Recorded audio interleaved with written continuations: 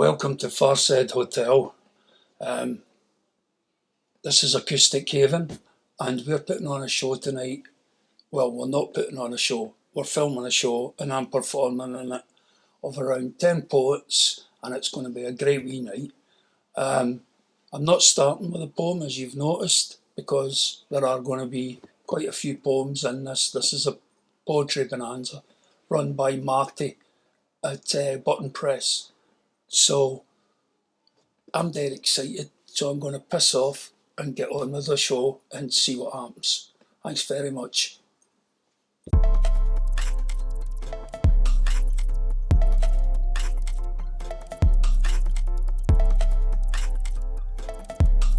I'm going to start with a poem that Marty very kindly did an analysis of. I'd never been analysed before except by psychiatrists, but he did a little analysis of my poem on his Button Press page. Nearly forgot the name there. And it was called Breathe. I grew up in a home that wasn't very safe, and so a lot of my writing comes from trying to process that and learning to frame that in a way that helps me move forward, that helps me stand steady and helps me feel well and do well in life. So I step into that stuff, but I always try and walk through it and come out of the end of the piece of writing feeling stronger, feeling better than I do going into it. So this piece is called Breathe. Sometimes my breath wakes me up at night. Or should I say, the lack of it. As if someone has vacuum packed my lungs while I slept. I listen past the rush in my ears, past the boom of my heart for the sound of my father's key in the door. How many attempts he makes is a compass for the next 6 hours. I hear it then. The low rumble of my husband snoring. Because I'm not 5 or 6 or 7 or 8 or any age that renders me defenseless. I am 52. I am safe. And my father will be gone for half my lifetime this year. So I listen to my love breathe in and out like a burr. And I breathe too. Thank you.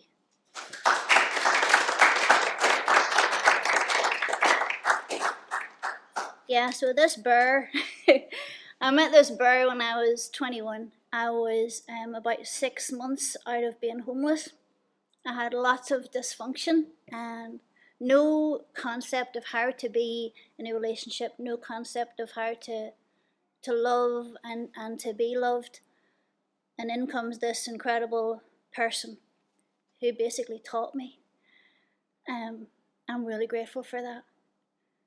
And I wrote this poem for him during lockdown. We spent a lot of time together during lockdown, more time than we would usually have. And I just remember feeling the love from this man. We're together now 30 years and I'm really grateful for him. So this poem is called Capitals. I am sorry. In capitals. In neon lights and aeroplanes that write the letters in the sky, I am sorry for the armor I wore in the beginning. You see, it kept me safe in a home full of hurt, but for you it made me unreachable. For every kindness I weaponized, hurled back at you. You see, when I tried to hold it, it turned to glass in my hands. For every argument I orchestrated, calculated, manipulated, engineered, you see, I was unraveling. I just needed to feel in control of something. For every pushback, pull away, in, out, on, off, chaos, confusion I caused in your mind, see, I was trying to find what would make you snap. Because I needed to know what that looked like. And for the shame I made you feel when you showed me. For all the times I behaved as unlovable as I felt, just so I could feel like my outsides matched my insides. and for all the times that I brought you to a place of pain just so I wouldn't feel so alone in mine. For not understanding back then that all that anger came from needs never met, and that all I ever had to do with you was ask. I'm thankful for arms that are always open. For the 22-year-old you who kissed me on the top of my head, who told me the war I was waging was nothing to do with you, but that you loved me and would ring me in the morning. And you were right. For kindness and compassion, patience and persistence, never earned but given without condition. For the times I almost walked away, but I stayed. Because that tug towards you was more powerful than I could ever be. For the days I wake with bedhead hair and the sleep I haven't had inked under my eyes, and you look at me and tell me I am beautiful. At the times you hold me so tight that all the shattered parts fuse back together. For the way you dragged me, kicking, screaming from the water, you see, I thought I was swimming, but you could see that I was drowning.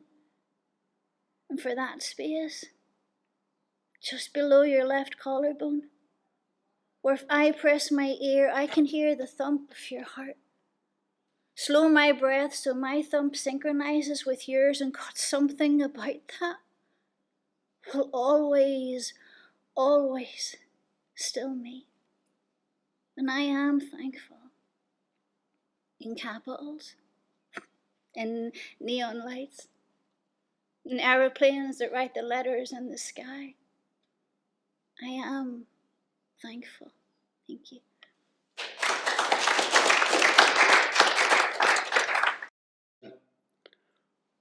I went through a period of really bad mental health problems, and there was one place that I could always go, and I remember having a panic attack there once, and even that felt like it was just meant to be. It didn't feel strange, it didn't feel scary. So this is called Colin Glen. The wood yawns itself awake. Streams of sunlight flood through the thickets.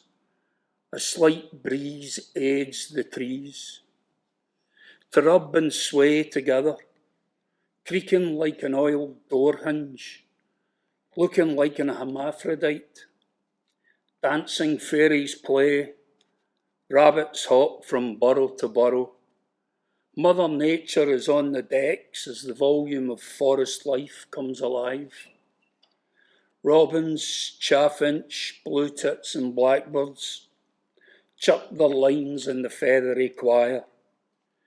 Buzzards glide across the sky, silent assassins looking for prey. The forest light grows stronger. Vibrant greens come alive. Wild garlic leaf perfume the air. The babbling creek adds its thunderous baritone to the feathery choir. Moss, ivy, bark, young buds of spring paint the wood with colour. Snowdrops pop up like pearls of wisdom, and the morning dew sits on top of it all. The wood's varnish gives it a Mr. Sheen gleam, a gleam which reflects the picturesque life and hope of spring, a new gift for life for all who reside there. New life will bring eternal hope for the future seasons ahead in our wood called Colin Glen. Thank you.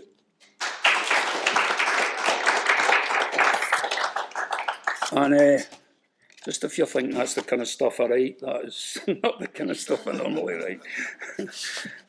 So I'm going to try. I wrote this morning, funnily enough, and I can't make up my mind if it's a poem or if it's an introduction to a book or what it is. So we'll see how it goes. I don't have a name for it. A sigh pierces the darkness.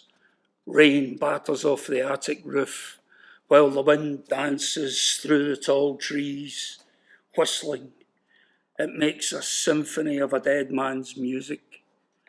A dribble of water alights from a kitchen tap. Another sigh follows. The body moves on the leather couch, making a kind of farting sound. And all the while the darkness brings it together in a kind of tragic melody. The last sigh, the dead man's sigh, a sigh that rings the Grim Reaper's mobile, a sigh turning into the last breath of life. All the sounds stop, and in unison they pay their respects. For that instant, all is quiet. Even the moon popped out from behind rain clouds, doffing his cap made of stars. A car motors its way through the darkness. A tired exhaust backfires, ending the silence. The Woods Symphony has rescued. No one notices the deceased body except for the dead. Thank you.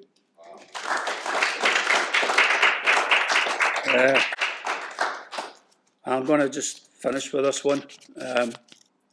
This is called Rise, and sorry, Marty, but I couldn't do a poem without having a go at social the way the world does it today. So this is my moan and groan at the way things have been recently in Belfast, through my eyes. The 5-0 have turned their back, a city centre left to rot. Rats run the streets. There's no investment for the place. Kids hang out in gangs on one corner, junkies and alkies on the other. No one to police dangerous situations. Knife attacks, racism, abuse on women, rising, rising, rising. 5-0 always turn up late, children disappearing, turning up murdered, case hidden. This ain't no shit flicks movie. Mental health, hospital waiting lists, suicide, rising, rising, rising. Ambulance can't get to someone dying, 45 minutes or more to wait. GPs don't care, surgeons fighting, you couldn't make it up. Everyone on the defensive, too willing to attack. Inner city living smells of McDonald's, KFC and smack. It's time to give back. Schooling ain't working. MPs jerking off to child porn. Civil disobedience. Murders getting away with it. Yet you get arrested for peaceful protest at the age of 72. What the fuck are we meant to do? Drug problems on the rise. Homeless on the rise, meaningless teenage deaths, money for politicians and councillors giving out awards at rich dinners, dressed up like expensive hookers in penguin suits, walking past the homeless on the way in, guilt-free, a snort in the toilet, thinking they're cool. Fucking fools. And all we hear is cuts, is the only solution. It's time to break free. Let the sun shine. Clean up our parks for children to play. For it's time to rise, rise, rise. It's time to say enough. Please let's learn to love. Give ourselves back some pride. Take the city's tears and dab them dry. And with that, it's time for me to shut the fuck up and say goodbye. I saw it when you go into any teachers here, no? When you go into classrooms, all teachers have got little desk calendars and you flip them over and they've all got little sayings, little pithy sayings. So I saw one, Robert Frost, and it'll be explained here, I hope. So Mr. Frost, and thank you so much, Marty, when I look at you. Well, that's not very clever, Mr. Frost. What's that you say? In 3 words, I can sum up everything I know about life. Are you sure about this? Do you really want to finish this sentence? Maybe you want to engage your brain before you speak the words. Is this really how you want to be remembered? You, the guy who gave the world so much, snowy woods, broken walls, diverging roads. It goes on. Do you want to stick with these three words? Far be it from me to advise you, Mr. Frost, but I'd reconsider if I were you. Maybe, however, just maybe, you've been misquoted or someone misheard. Maybe you actually said, it goes on until it doesn't. Because, Mr. Frost, because when it doesn't go on, that, Mr. Frost, that's what makes all the difference. Thank you so much. Thank you.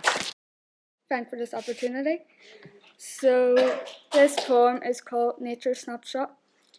Wind falling, creating a bang, golden church bells ringing with a clang, crunchy broken leaves wishing with a smile, hidden secrets hiding in a fell, an old sycamore tree stamped very tall, but it looks most elegant when it is fall. The colours red, orange, yellow and brown, beside it I read when I'm feeling down, imagine myself with a cape and crown.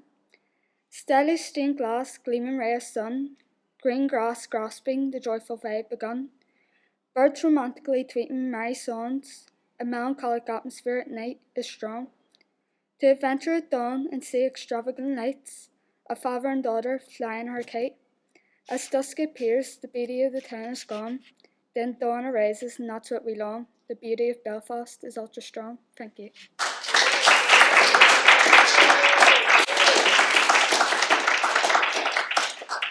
The next poem is when I just thought about old memories, so the next one's called Time Flooded Away.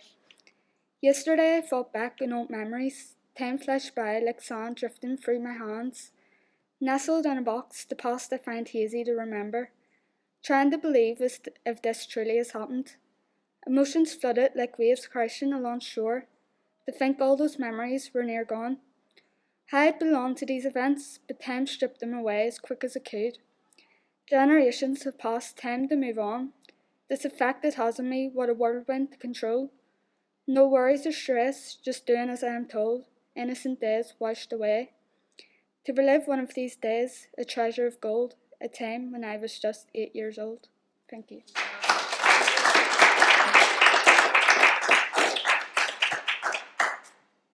The final poem I wrote when I was just gazing outside my window looking up at the sky and got challenged to write it in iambic pentameter. So the next one's called Rapid Skies. The golden yellow rays blazing at mist, pearly white swirls forming lifelike images, dawn and summer, spring and fall vibrating, harmonic peaceful tones throughout us all. The crimson reds and the midnight orange, face and ombre of passion and love.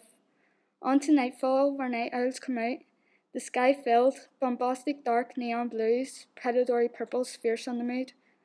Finally quiet night appears at the moment, silent stargazing at the burning balls. Something so beautifully burning brightly, again the cycle continues daily. What a beauty inside my small city. Thank you.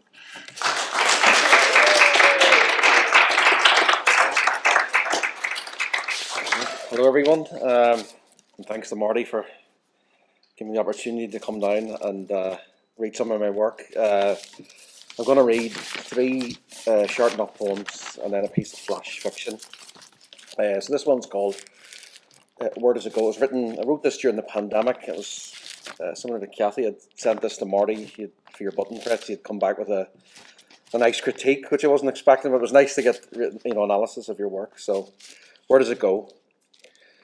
In my witless hull of wires and monkey desk, I contemplate like a ship's fading horn what happened to the familiar boys in the better part of my adulthood. Silent Duncan markers, outposts of order, but vanished like a sunken trawler, fish rife on the surface, forlornly searching for colour and form, to the horizon for comfort, as a school of cod swarm with limitless effort.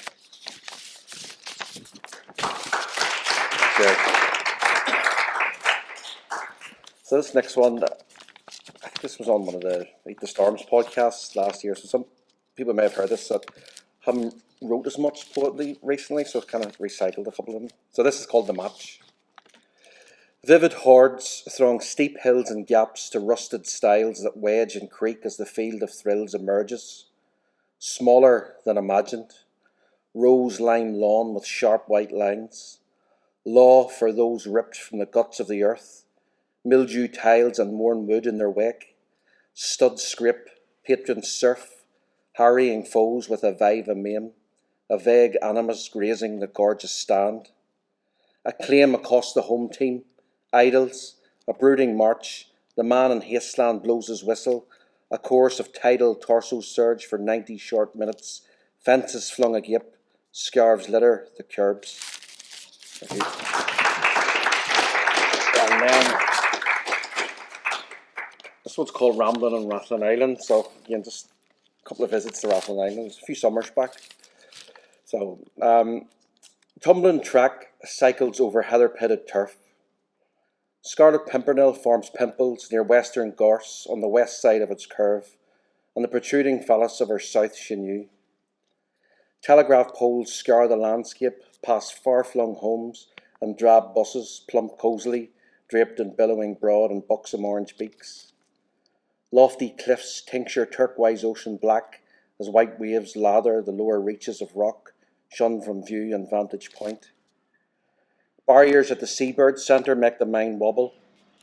A shelf of steady ground above the Atlantic, as 60 seagulls in a kittiwake topple from the top to the middle of a cliff, gliding and thriving as the exposed galley of a boat appears at Church Bay to the side of the horseshoe beach, rusted badly and of scant use bar a decadent selfie. Vinegary fish from the van anchors my tongue, as pale pilgrims at McQuaig's gape with frosted eyes at the skipper's tan, suds slipping, 6 rungs, a stroll to the buoy, Ballycastle ahoy.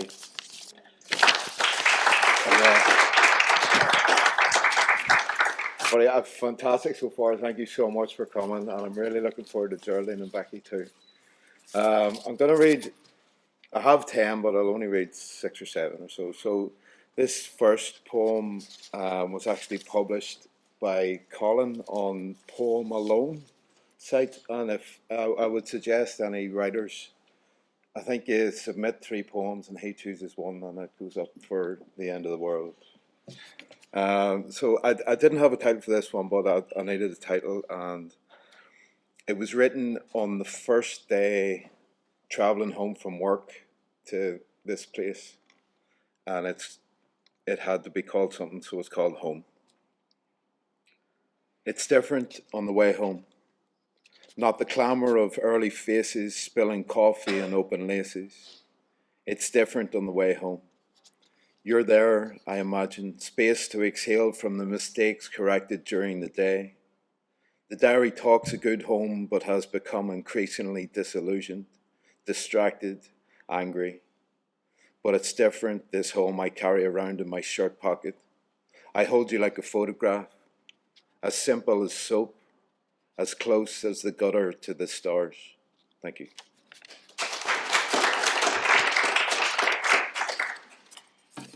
So I'm off to drink 8 months now on Saturday. Yeah! Completely different life. I really highly recommend it. But if you're drinking, it's great too. This is called 16 Weeks, number 2. The blue hour is delicious. My soul is plump with cerulean and baby blue.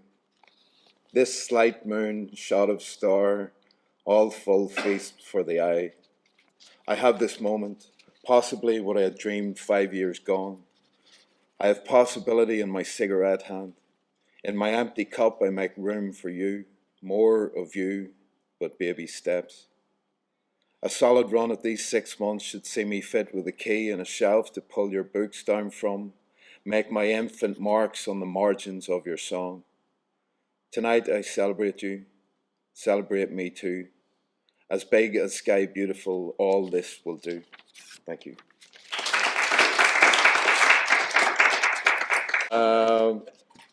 We had a leave and do for someone in here last week. Kira, who Darren tattooed and sent up with a big hello for me. So right back at you, Darren. So this is for Kira, and it's called Key Party. Out with my kind, our vulnerability holds my thinking. In considering the softest of souls, I set the night ringing. Footsteps sure this road, I finally make sense of all those nights slant.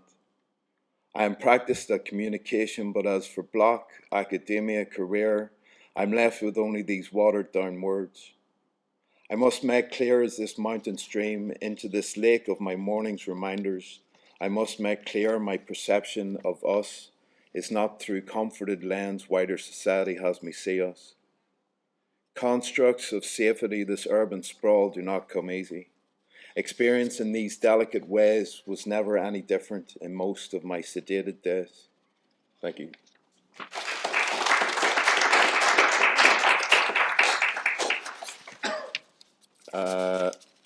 Okay, two more. And these are self-explanatory. So, letters to my daughter, number 10. You are this early winter sun, my warmth and chill wind, blinding.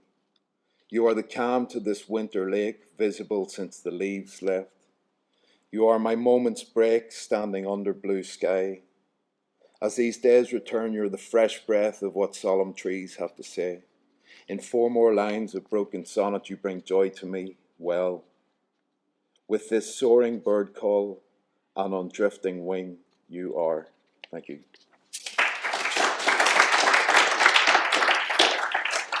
So I took road to Scotland on Sunday, and I wrote this one yesterday, and this is ridiculous.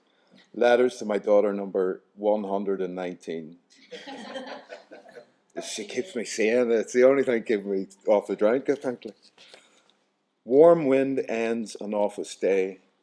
I'm still taken by how you had me happy, even as my insides felt like liquid on shore. I hope my brave talk boat home didn't leave you knowing me less. My heart is mended among these big days. Your ways make me want more, your kind. I'm all small breaths set beside your natural articulations. Little Rose, our time is to be short, and not to seem down in days of our loss. I am but luck and string in my pockets, poor bones. Not a rich man by any measure, but you're all the wealth in the world of me. Simply said, you're the making my soul just by knowing you. Thank you so much.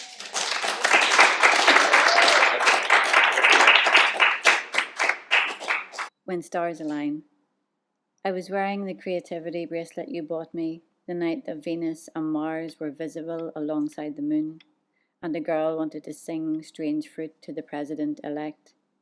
The same night, a butterfly came into our living room, and a single speck of glitter was caught hanging on the tail of a cobweb, twirling, visible and wondrous. Thank you. Sometimes poems just kind of happen in front of you, and I like it when that happens. So this is called Feisty. It's a high one, which is a prose and a 3-line poem at the end. I see her sitting in the early evening, shoeless outside the train station, crying. I'm wondering, should I check if she's okay, when 2 lads round the corner. Just like that, she is on her feet, making herself big like she is about to fight a bear. She is shouting at one of the lads, really throwing her weight and her pointing finger at the situation. He too is leaning into his words. And there they go, her DM boots flying right for his head. She's had practice. The second lad holds her back like in the movies, as it seems her own body is the only thing she has left to hurl at her young lover. Defiant, she shouts again. Whatever she has said has cut him quick to the core. It's like the whole world slows, triggering blood to drain from his temples, down through his cheeks, pulling in his neck. The lover and lad in him disappear. It's the look of a child I see turning and running wild as he can from the scene. Just as the taxi arrives, to sweep her away from what I imagine is not her first war or last slaying. Hummingbird, tongue's auto response to feed gas-guzzling heart.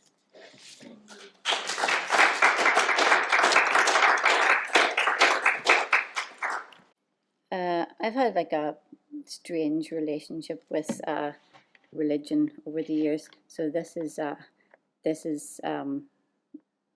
that's what it's about. It's called It is in Giving That We Receive. 1985.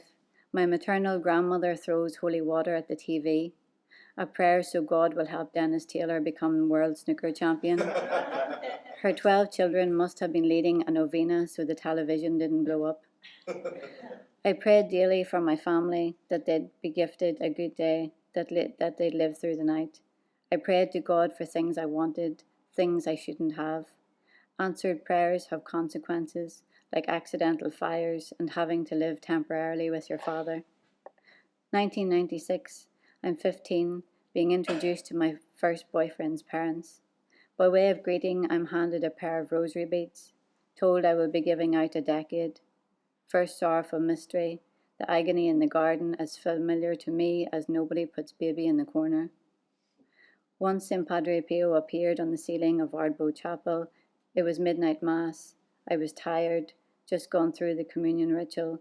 I took his blessing into my heart center. 2012, I ask people regularly if they're okay, get an ache when they let me into their world. I let people know they look good in red, yellow, blue. Their eyes look lovely when the light shines from them. 2020, I honor people when I actively listen, not the I'm waiting for you to stop talking so I can tell my story type of listening. When I can, I hug with consent, meet eyes, end messages with kisses, breathe and let go, laugh long with giddiness, grateful for people in my life. I support them to take a moment to breathe. Telling someone they are amazing is the best kind of prayer. It is in giving that you receive.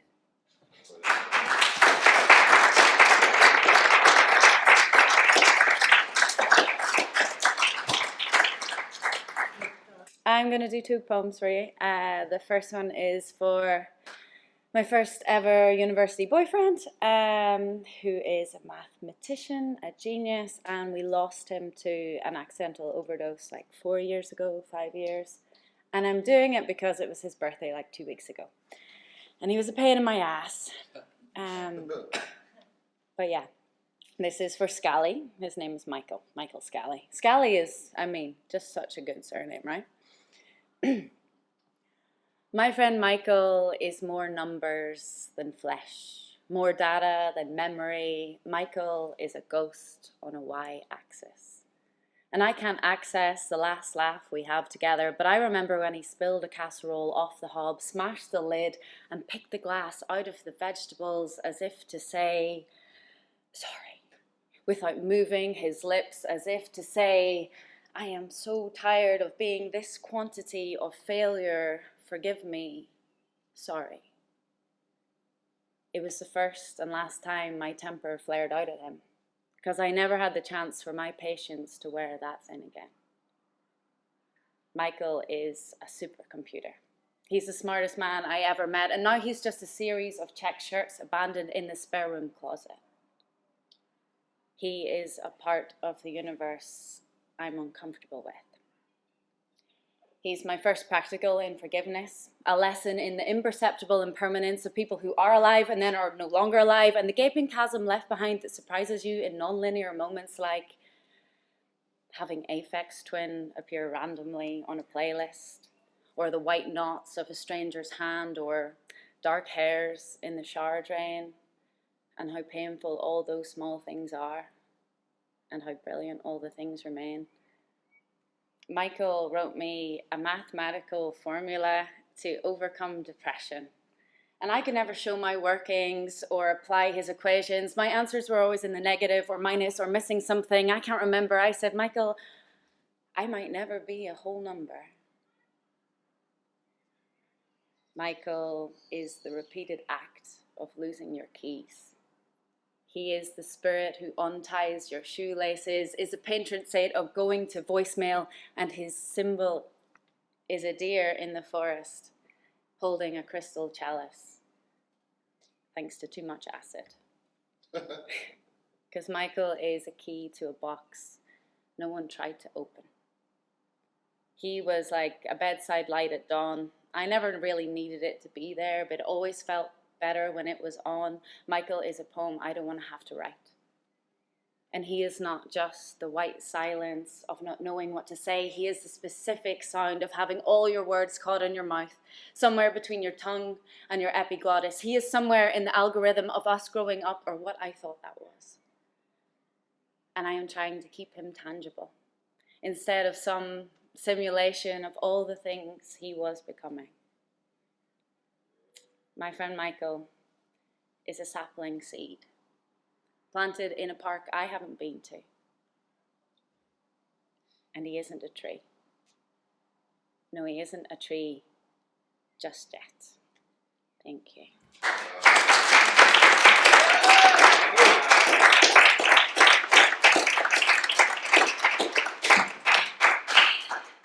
I don't like to smuggle messages into poems because I think that's tacky. But if you do take something away from that poem, it is don't buy drugs off the dark web. And if you are going to do drugs, do them with your friends. And they can take care of you. Fuck you. And the last one that I'm going to do is strangely written, has a similar lexicon actually. And I only realized right in this moment that the same images are there.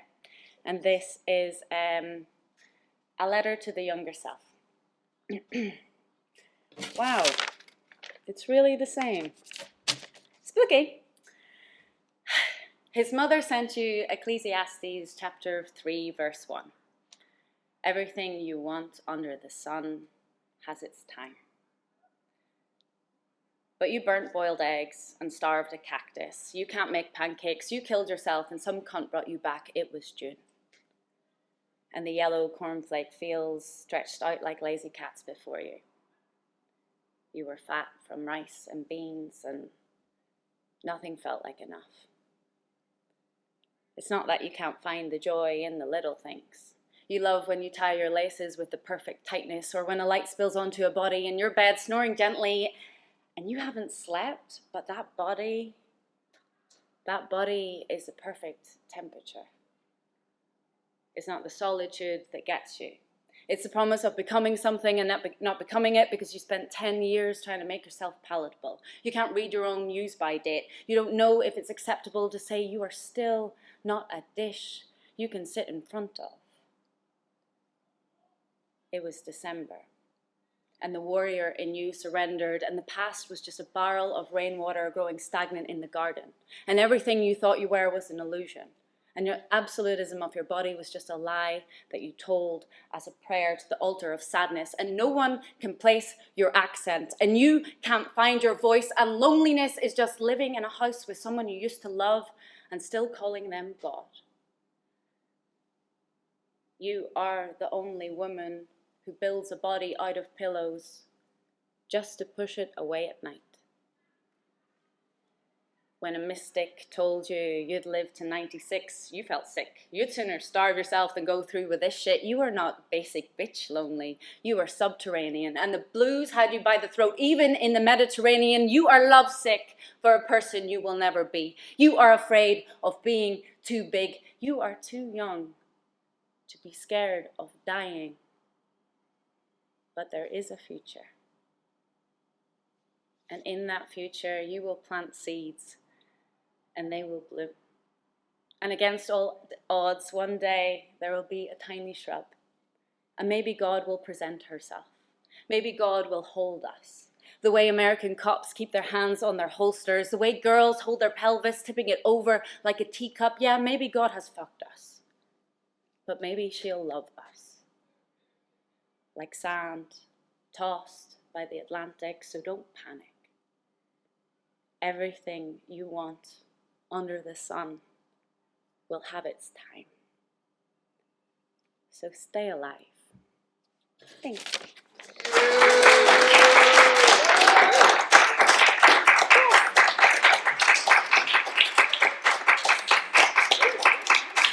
Yes, I'm back in the same spot, but by God, what a show we had tonight.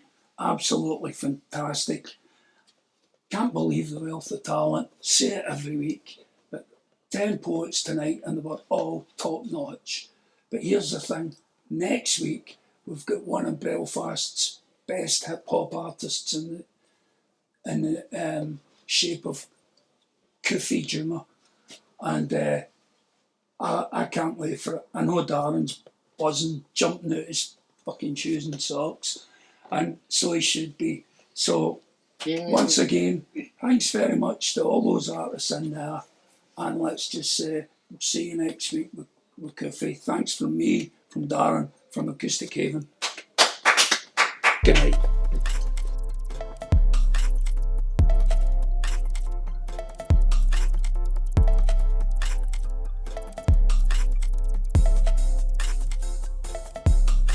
Heads banging, thumping, decompartmentalising is a difficult thing. It's in the word, I guess. Noise levels getting higher. Bright lights of misery bringing you down. Others laughter, people shouting to be heard. Used coffee granules banged into a box. Coffee machines spewing out variations. Outside, the cold air pinches the eyebrows.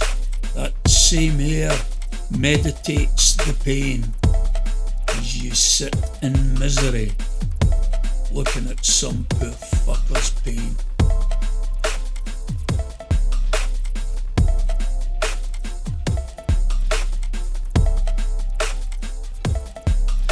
Bright lights of misery bringing you down.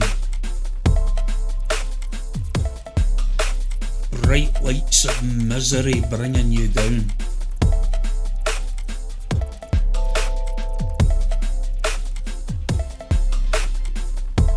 Heads banging, thumping, decompart